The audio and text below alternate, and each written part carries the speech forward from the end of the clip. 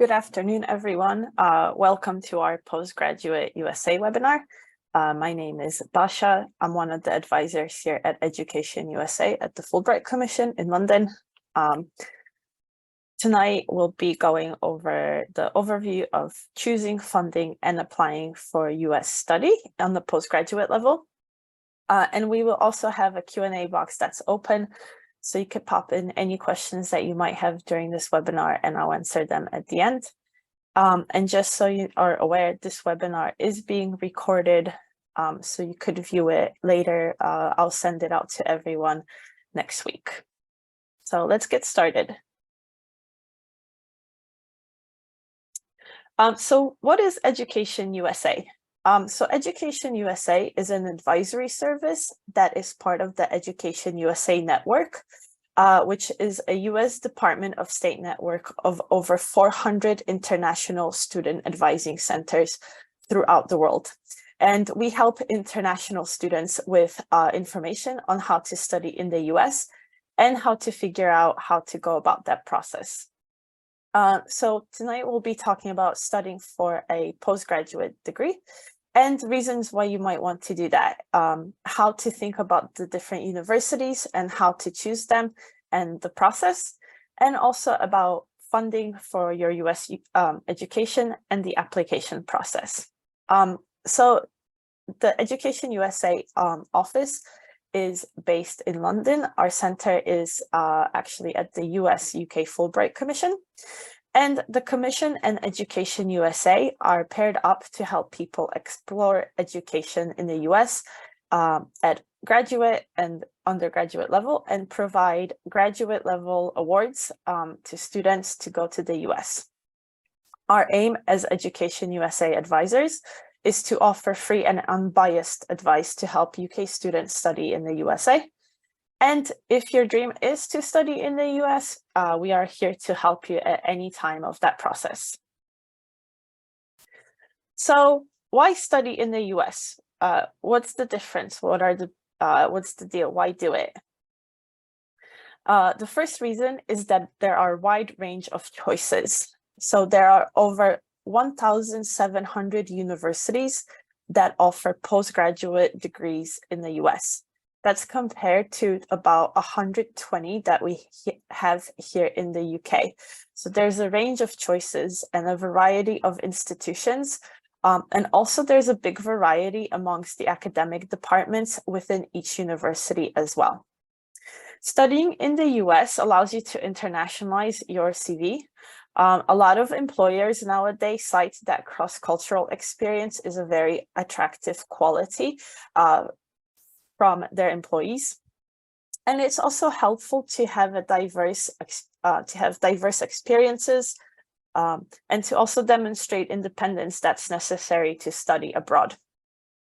It will give you an opportunity for global networking. So it gives an unparalleled opportunity to create global networks, not only with the American faculty that you will have and the institutions, but also with the diverse colleagues that you will meet, which make up a lot of US institutions nowadays. You also gain a lot of practical experience. So there are many opportunities at US universities in the postgraduate studies for hands-on research. You also get a chance to do internships and sometimes even teaching opportunities. You'll get a chance to expand your horizons. So living and studying in another country expands your worldwide view. And it may also expand the opportunities available to you in your future. And there are a lot of funding opportunities. Now, this may surprise some, but funding opportunities are a final top reason to study in the US. There is a lot of funding schemes and scholarships that are available on the postgraduate level, and we will talk about this more in depth later. So what are the key differences between the US and the UK in the postgraduate sector? So one of the main differences is the duration of the studies. So typically in the US, programs are longer. So a master's would be 2 years. There are a few one-year programs out there, but most of them will be 2-year programs. And a PhD is between 4 to 6 years.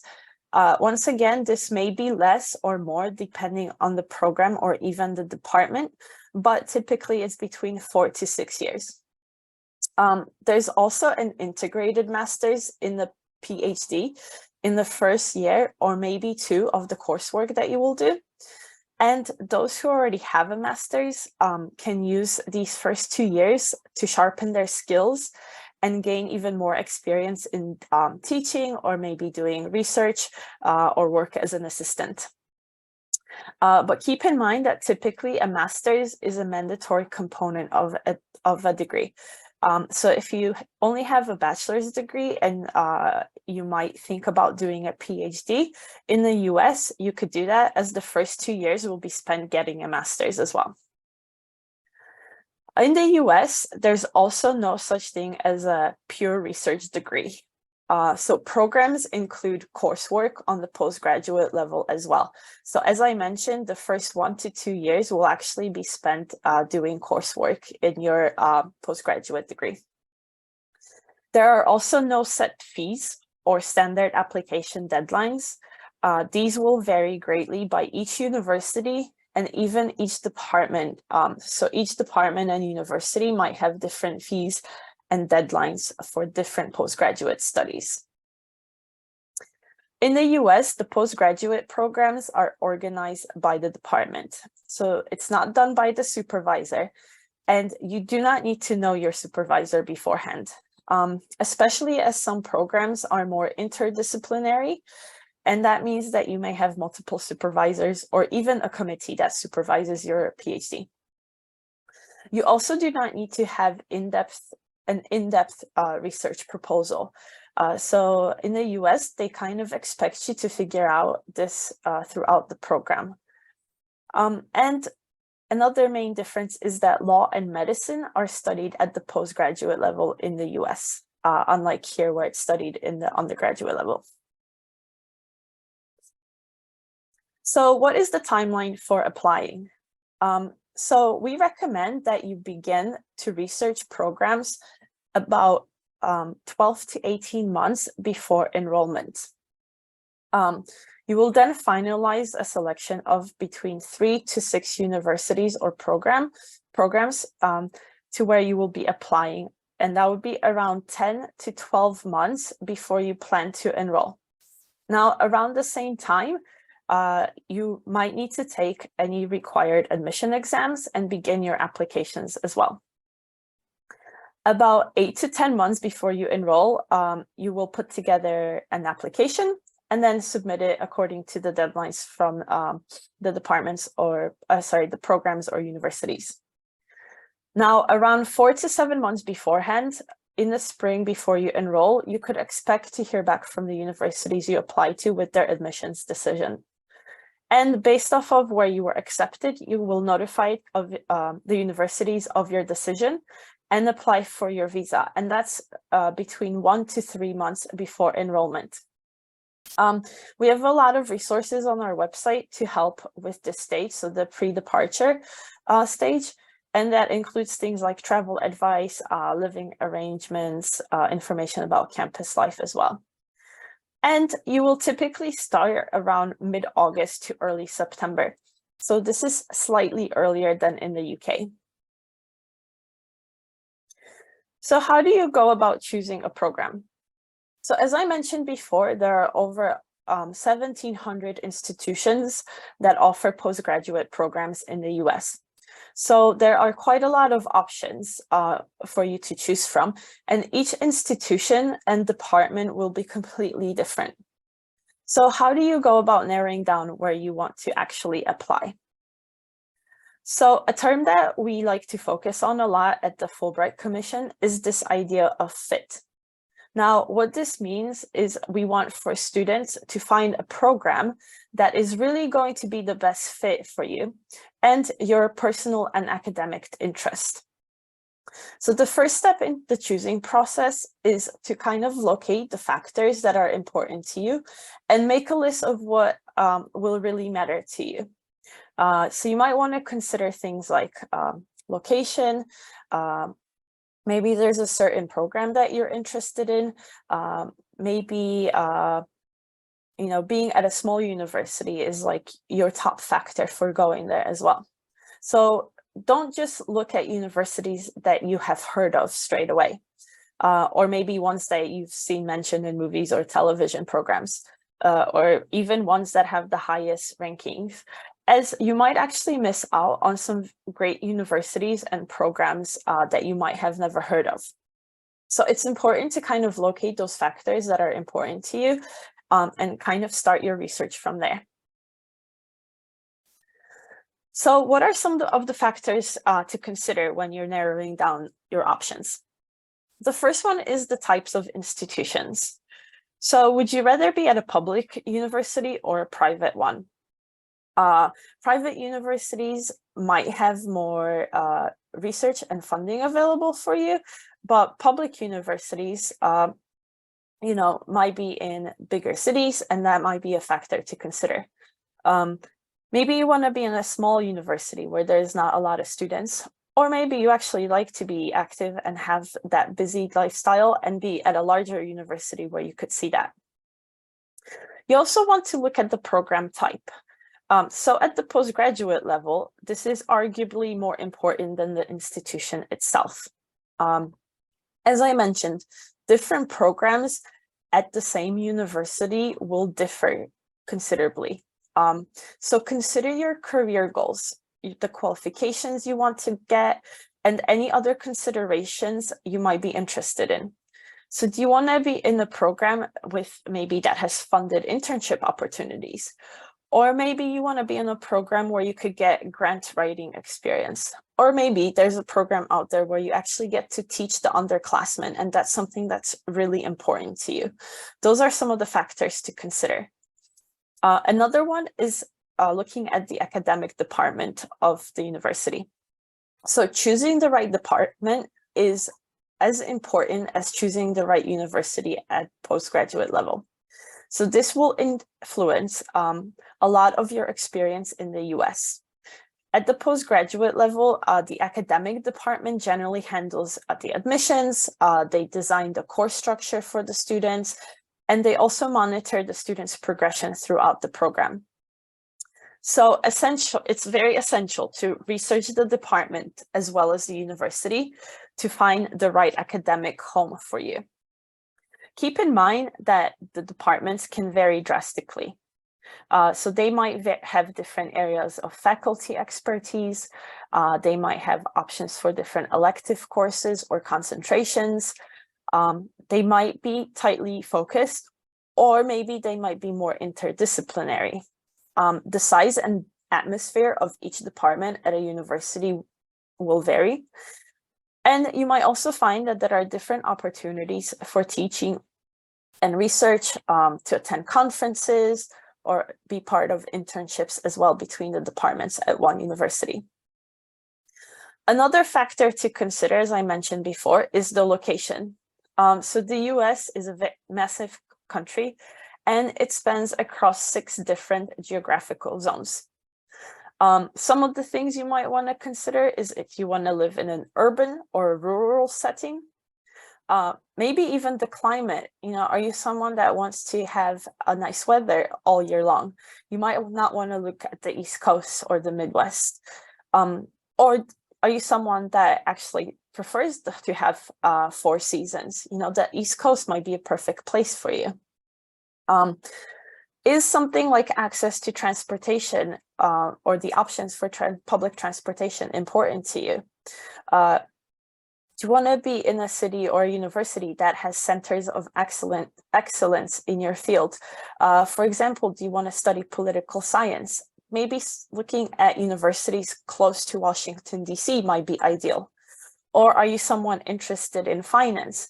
Then maybe universities around New York would work for you. Another thing to consider is the extracurricular opportunities that universities have to offer. Is this something that's important to you, or are you strictly going there to study and get your postgraduate degree?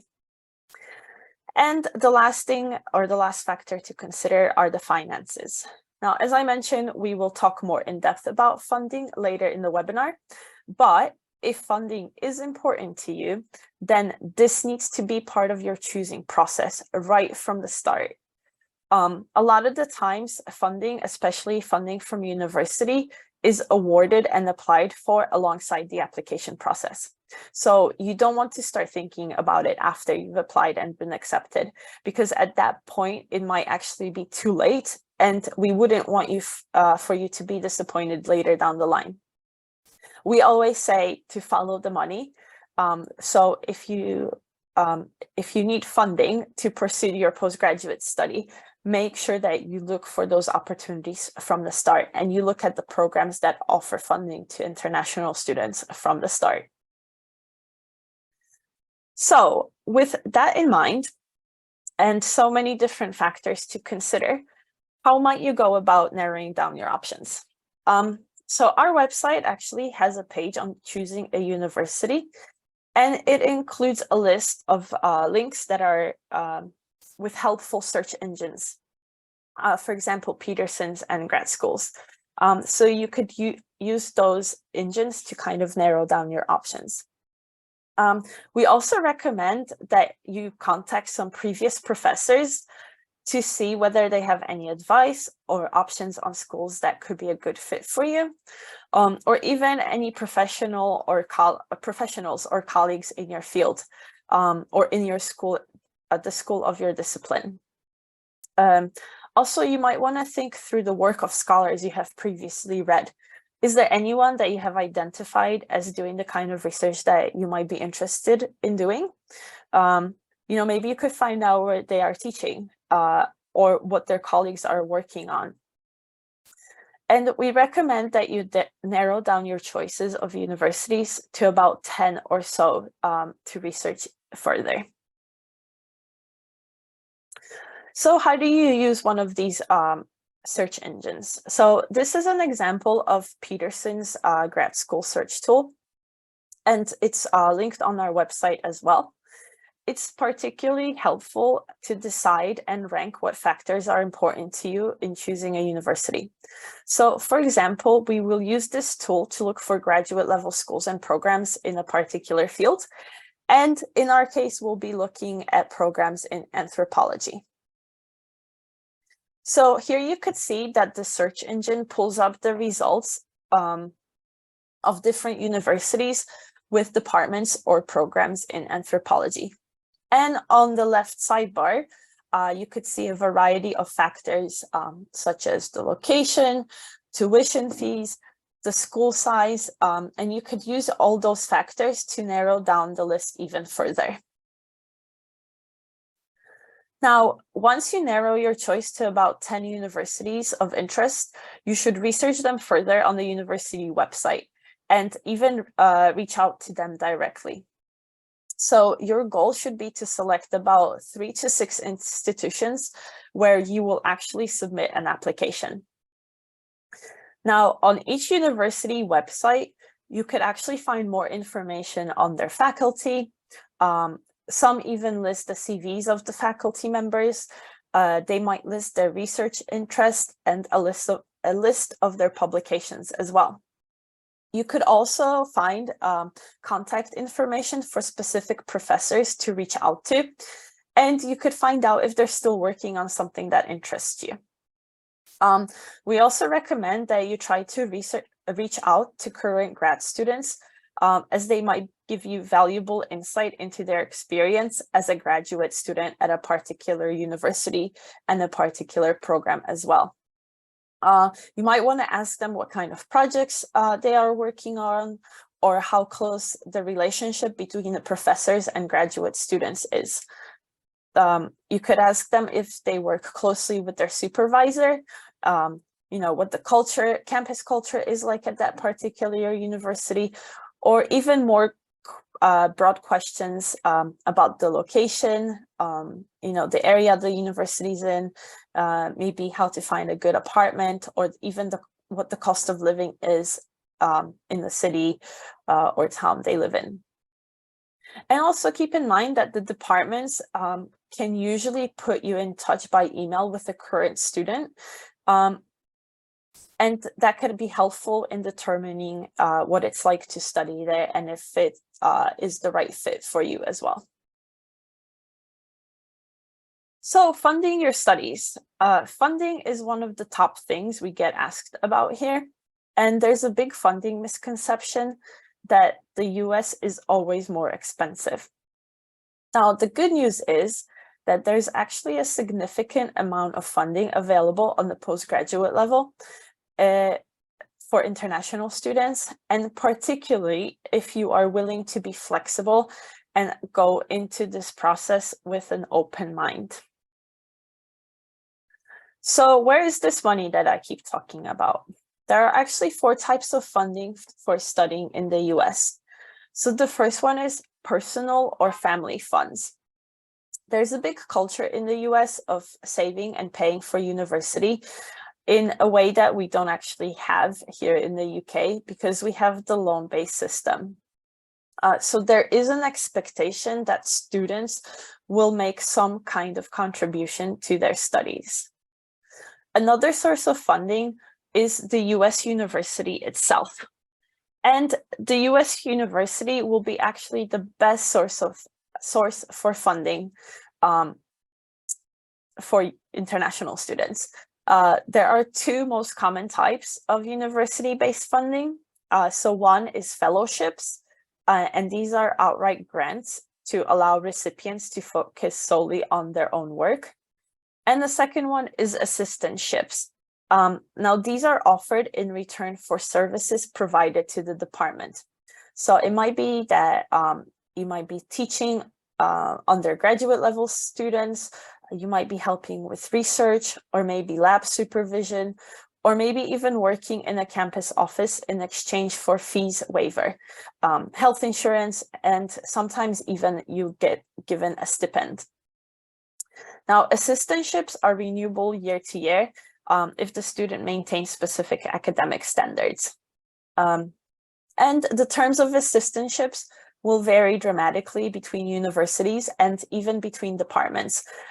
It will all depend on available grants, even the field and the department need as well.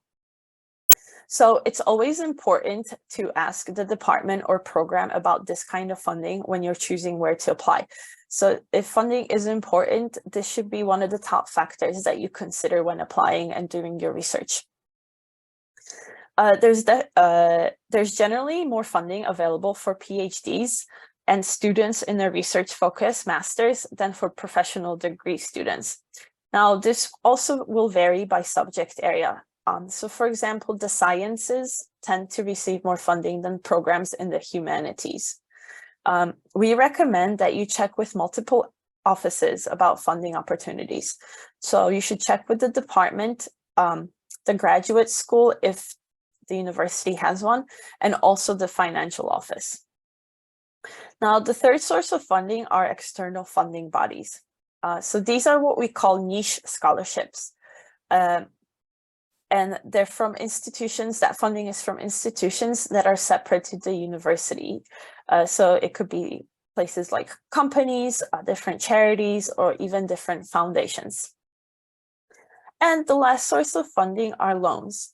Now, most US lenders will require a US citizen to co-sign on a loan. Therefore, most UK students take out private loans from a UK bank. However, we would highly encourage you to examine the terms and interest rates closely. And also, if you are an American or a UK citizen, you could take out a loan from a US lender and apply for US federal loans through FAFSA as well.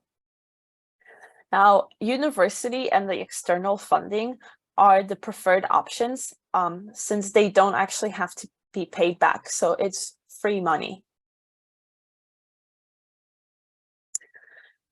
So what's a funding strategy that you could take on? We always advise that you actually consider a funding strategy to try and lower the cost and to manage your expenses. So you might think of 3 different approaches when you're looking at a funding strategy. The first one is that you could reduce your cost of living. So living in a rural versus an urban area.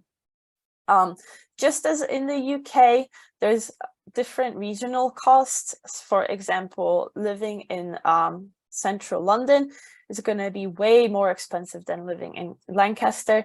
Just like in the USA, living in big cities like New York or Chicago will be more expensive than living in some of the smaller states, such as Ohio or maybe even Michigan. Another way you could look at lowering your cost is to look at universities that have a lower tuition costs. So public universities, meaning state-funded ones, generally have lower costs than private universities. However, as I mentioned before, private universities might actually have more funding available for international students. And like I mentioned before, funding will vary by department within each university. That's why it's important to do that research. And the third funding strategy is to look for university funding. So in the addition that I've already talked about, and seek funding outside of your program. So for example, if you're looking to do architecture with an interest in environmental architecture and perhaps making buildings more green, you could seek funding from 2 different departments, and that could help you with that cost. Now, please take caution that you might not necessarily be able to use all of these strategies in one go, and you might actually find that universities with lower tuitions have fewer funding opportunities. So beware of the different factors at play when you're looking at the strategy and lowering your finances. So here's an example of how you could put some of these factors in play. So Boston University's cost of attendance within the Department of Education and Human Development is over $85,000. That's with tuition, room and board, and other fees included. Now, compare that to an MA at the University of Massachusetts, Boston. The tuition and off-campus finances would be $40,000 less. So it's the same city, but it has a great difference in the tuition and its fees. So when you're looking at those fees and looking at the different universities and the different departments, make sure that you stay open-minded. Keep in mind also that sometimes close universities have links and relationships with each other, and you might be able to take classes at one university even if you go to the other one. So for example, University of Massachusetts students are allowed to take classes at Boston University, but they pay the fees to University of Massachusetts. So they save money, but still get to be able to take classes at Boston University. Now, I'd like to take a little look at a few examples of how to identify funding opportunities. So as I mentioned before, there's university funding. Now, the best resource is the actual university website. So you should look at the department, the graduate school, and the financial aid pages. Make sure you check all 3, as sometimes not all the funding opportunities are actually advertised centrally. So have a look at what they say. Do they have much funding available? Universities generally try to give you an accurate but conservative measure of how much funding they offer. And if this information isn't available online, it might suggest that they can't offer a lot of financial support. However, it's always worth getting in touch with the department administrator or even the director to inquire and check that out. So think about whether you will be competitive for funding at a particular institution as well. You might want to ask current students how competitive funding really is at that university or in each department, and what their assistantship involves, what the work-life balance is. Try to get the inside scoop. Maybe ask or see how many assistantships are there available. Are they full assistantships or partial? And if possible, find out on what basis they award assistantships. Do you need to have an admissions exam score factor in this, or is it more on the basis of your other academic or prior experience? These are just some of the things that you might want to look up for. It's also important to find out if there are any extra requirements you need to fulfill to be considered for an assistantship. Sometimes you may be automatically considered, but in some cases, applicants may need to submit an additional essay or resume or an additional application as well. Now, I'm going to show you an example of what you can look out for on universities' websites. So this is the website of the University of North Carolina, Chapel Hill. So this is a top public research university. And we have highlighted some key points in their section about fellowships and assistantships and how to identify when a university has funding available. So as you could see, most universities who are generous with funding will make it quite obvious on their website. So in the Department of Political Science, they note that most students in their department are supported by fellowships and assistantships. So it also explains that duties typically range from 10 to 15 hours a week, and it lists the types of duties that you could expect whilst part of this fellowship and assistantship. It also mentions the eligibility for a variety of fellowships, and also notes that Chapel Hill has a low cost of living. So you could see that the 2 points of the funding strategy exist here. So both university funding through assistantships and fellowships, and there's a lower cost of living at Chapel Hill as well. So another resource important for exploring for funding are external funding scholarships. So there are online scholarship searches that are listed on our website's postgraduate guide as well. And you could use these to help narrow down the thousands of scholarships available based on the country of origin, the field of study, different factors. And this will allow you to find out more information about the eligibility as well. Once you narrow down your search, make sure that you refer to the funding body's website for information about the application process and any deadlines that they might have. And as you could see, there are many different non-university scholarships funding available. So there's the Fulbright Commission Scholarship, Kennedy Memorial Trust, there's BRUNAC, which is available every year as well, the British Friends of HBCBS, and they will be based on different factors and will have different application processes as well. So an example of an external scholarship are the Fulbright Awards. So this is a scholarship from an external funding body, so the US-UK Fulbright Commission. And this funding is available for UK students that want to study and conduct research in the US and vice versa. And this is at postgraduate level only. So the number of awards fluctuates each year. And applications open in February with a deadline beginning of May for study to begin the following year. So for the Fulbright Scholarship, you may have to apply for the scholarship before you actually apply to a program. And there's a variety of awards available. Some are only for the first year's study only, and others partner awards are fully funded. You could find information about the Fulbright scholarships on our website as well. This scholarship also offers 2 different placement models, and they provide more generous funding and support, but you could find all that information on our website. So if you're thinking of studying in 2025-2026 academic year, the awards will open again in February of 2024. So what are some funding tips that we recommend? So as I mentioned before, applying for funding often happens simultaneously to the admission process. So it's important to begin search for your funding early or alongside your search for universities.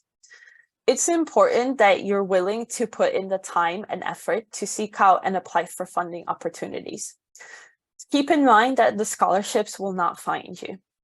You need to investigate university funding and department funding and take the time to search for the often niche external scholarships as well. You should be very flexible in choosing universities. Okay, it is very essential, if it's very essential that you receive funding to complete your postgraduate study, you need to choose departments that have a lot of funding or where you will be a very competitive or even a top student to receive that funding. Sometimes universities will have the exam scores and grades of last year's admitted students, which you might be able to find on their website, or you might be able to inquire with each university to give you the average exam scores or grades of last year's admitted students as well. Now, for university funding, the best resource is that university's website. So as I mentioned, make sure that you check out the department, the graduate school, and the financial aid pages. Check all three on the university website because not all funding opportunities will be advertised centrally. So they might be on 3 different pages for each university. Now, another thing to keep in mind that you could typically work on campus up to 20 hours a week during term time and up to 40 hours a week during holidays. Now, these expected earnings can't be calculated for visa purposes when showing proof of funds. So this funding will help you once you're at the university, but you can't use that for your visa purposes. So now that we've discussed a guide to the choosing process and how to determine your fit at particular universities and programs, as well as ways to fund your studies in the US, let's have a look at how to complete an application.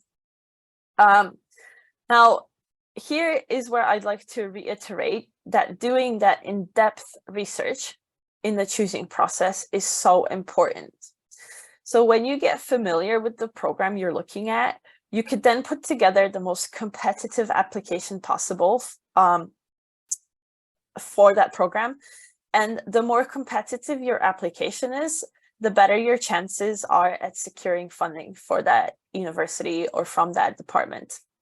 So the more time you spend in the research process, the more benefits it will bring you in the application and funding process as well. And in this section, I'm going to bring you through the main components of completing an application.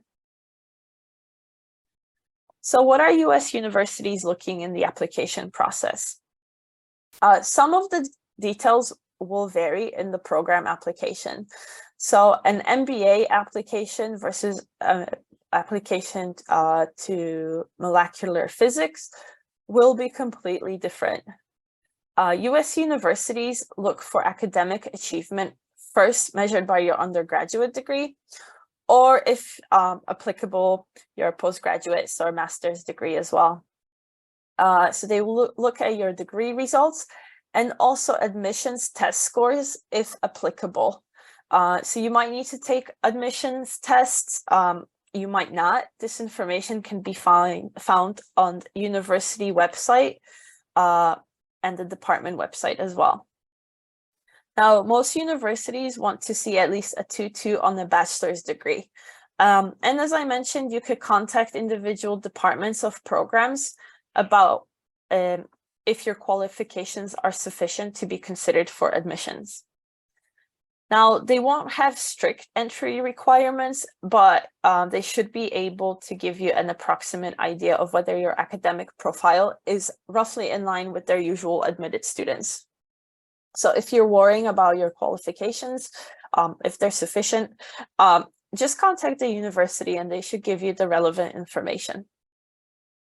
Now, academic fit is also important in the US application process. They want to know what your reasons are for pursuing a postgraduate degree at their institutions. Why did you select them? Why not another university? How will it help you towards your goal? They want to find out any relevant work experience or coursework that you might have, and also your extracurricular involvement. So on top of your academic achievements, they kind of want to find out who you are as a person and why you want to go to that university in particular. US universities also want to see a pattern of relevant work and study experience that lays a strong academic and practical foundation for your studies. So they want to look at your ability and interest in being involved both in and outside the classroom. The campuses on US universities are very lively places, and they want to have students where the personality comes out and they're part of that culture and part of the campus experience. And a lot of the universities will also want to know why you want to study in the US specifically. Why not the UK or another European university? So what are some of the application components? The first thing you need to keep in mind that there is no standard process for applications, and these will vary by university. Each university will set its own deadlines as well, and they will have different application requirements. Now, most applications will follow a very similar format, and you might be able to reuse or adapt some of the materials you prepare for each. But most applications will include an application form with your basic information, admissions test scores. These will be sent to the university by the organization that administered the test. They will ask for a transcript. So this is a list of your academic marks. And you could usually ask your department, university, or the registrar's office for a transcript of your undergraduate or master's document. They'll also ask for personal statements where you describe your academic interests, professional and personal goals, and any relevant experience that you have. And this gives you an opportunity to put any personal history on or context and sell yourself to the program as well. They'll also ask 2 to 3 letters of recommendation. And the university may provide some loose guidelines for selecting your referees. For example, they might ask for 1 letter from an academic or professional referee. But make sure you choose someone who knows you well, both in and out of the classroom or out of the academic setting. You will be asked to submit a CV. So this is a resume that sometimes asked for, and it will be a list of your professional and extracurricular accomplishments. You may have an interview. So some students are required to attend an interview, especially if they're applying for programs such as an MBA, and occasionally for research degrees too, depending on the program. You might have to do an audition, and these are mostly required for students applying for programs in the arts. And art students may also be asked to submit a portfolio of work. Now, some students applying for research-focused degrees may be asked to submit a writing sample, so not a proposal, but just a writing sample. And finally, you'll be asked to pay an application fee, which would range between $50 and $150 per application.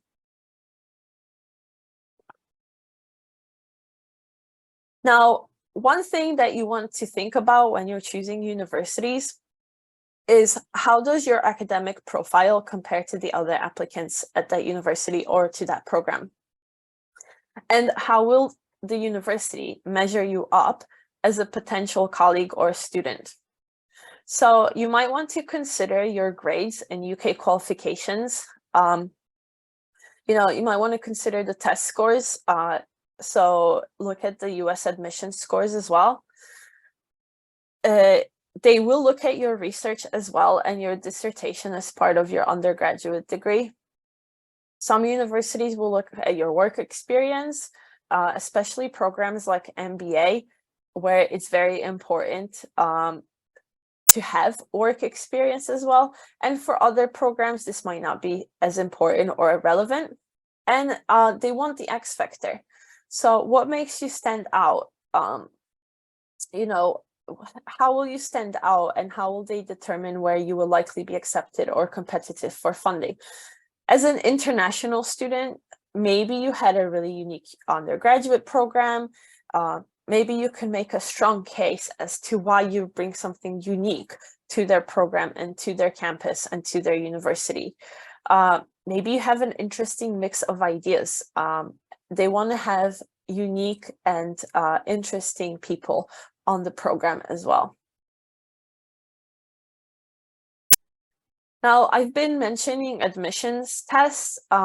So admission tests in the US act as a method of evaluation because they don't have a national curriculum. So they want to see the level of the playing field a little bit through these tests. There are a few different ones. There's the GRE, and this is the graduate record exam. So this measures your verbal reasoning, your quantitative reasoning, your critical thinking, and analytical writing skills.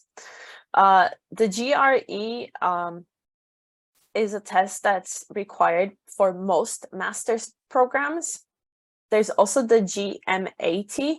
So this is required for MBA programs and business programs. There's the LSAT, which is required for the JD programs, but not for LLM law programs. For LLM programs, they require a first degree in law. There's the MCAT, so this is for MD programs and medical admissions. And this is quite different to what we're used to in the UK, as all these tests are actually multiple choice with a very strict time limit. And to decide, you know, which one you might want to take, or which, if you are required to take one, there's a lot of free resources on the internet, and you could take some of these practice tests online as well. Now, you might ask, how important are standardized tests in admissions decision? Well, this actually depends. So some universities, they may not require them at all. And for others, it might actually factor in to their decision. But they're still more interested in your personal statement and your transcript. That's why it's so important to research the university before you apply.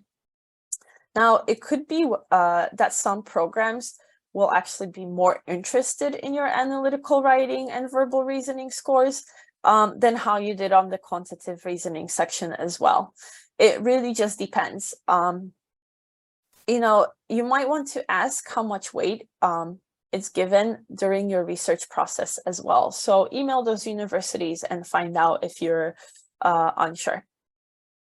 Now, to ensure you take the appropriate test and to confirm that you actually need to take the test at all, it's important that you consult the website of each university to which you plan to apply to. And pay close attention to the university's application deadline, and make sure you plan your exam schedule accordingly. Some universities will even tell you the deadline for your submission of the admission test as well. It's important that you register early for the exam. This will actually leave you an option to retake them if it's necessary. And make sure that you properly prepare for those exams. As I mentioned, there are free prep materials online, and there are also a lot of options to buy study guides for each of those exams. And also, since COVID, they try to make these exams more accessible. So you could do the GRE at home and the GMAT online as well. Now, one of the most important parts of the application is the personal statement. So this is not like your UCAS personal statement, but it's an opportunity to showcase what you could bring to that university and that department. This is not an in-depth research proposal. Some universities may ask for a separate research statement outline with your research interests and future plans, but the application personal statement is not that. Some universities may also ask for an essay instead of a statement, and others may ask you to address something specific. So make sure that you check the requirements carefully. Now, this personal statement will help reveal your individual character, your motivation, your future goals, your interest, and especially your interest in a particular university, program, or field. So it's important that you take your time writing it. Keep in mind that there is usually no set structure for writing a personal statement, and you have the opportunity to be as creative as you'd like and to make yourself stand out from other applicants. Now, some students choose to start with an anecdote, maybe describing how they became interested in their field of study, and others use a central theme to link and describe their experiences and maybe future plans for their studies and careers. So this isn't a time to be modest. It's a time to sell yourself as an applicant.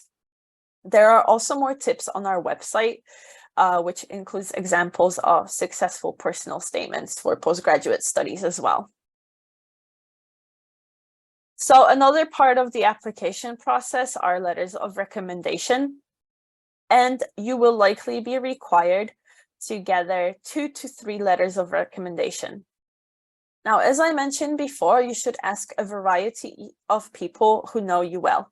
So the university may ask for specific referees. So for example, an academic or professional referee.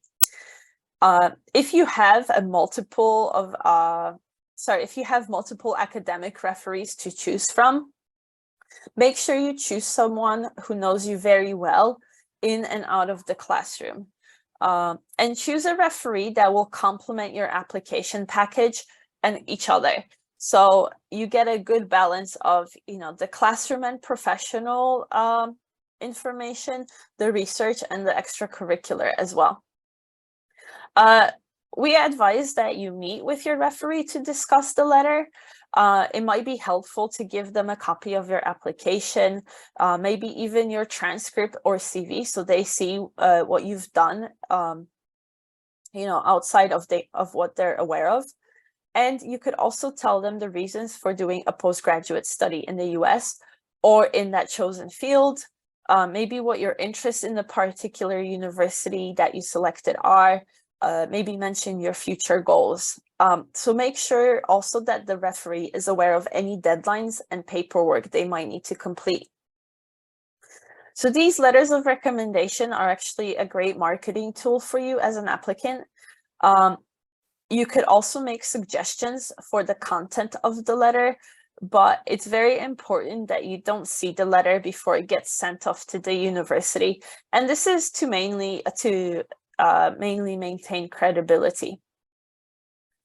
You could direct referees to mention things like your ability to succeed at the postgraduate level, maybe any observations they made about your performance, maybe your ability to positively contribute. They might want to mention your leadership abilities and your character, as well as your passion for your subject choice.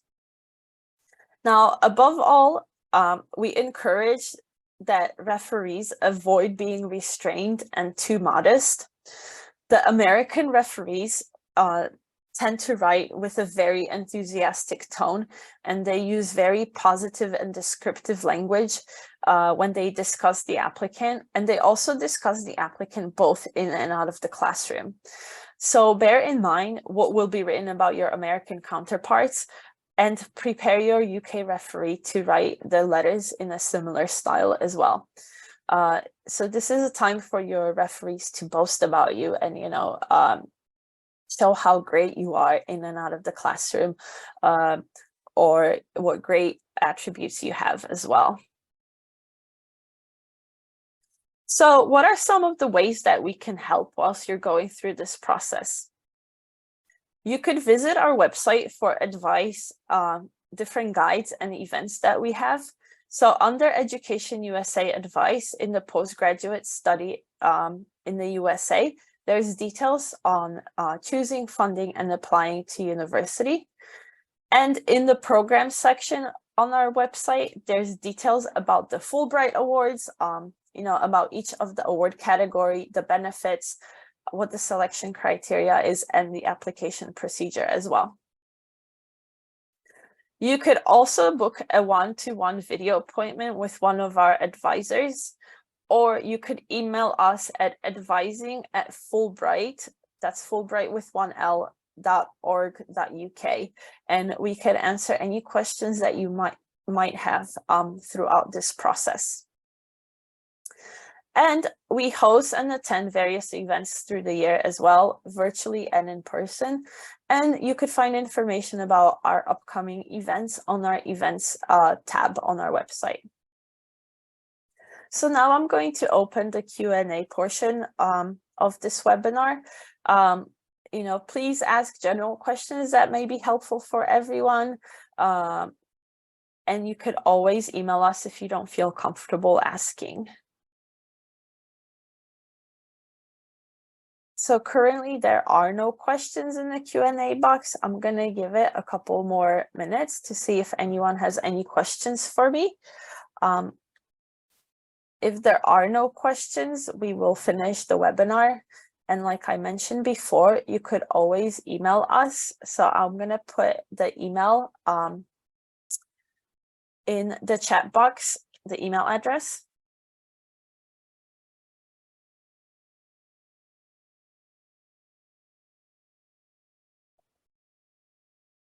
So you can email us with any questions that you might have along your process.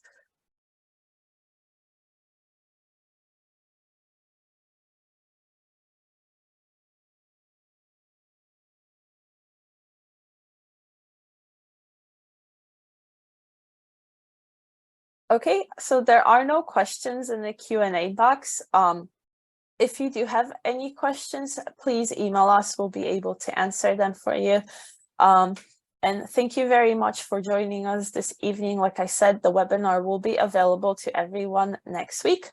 And I hope you have a good evening. Thank you.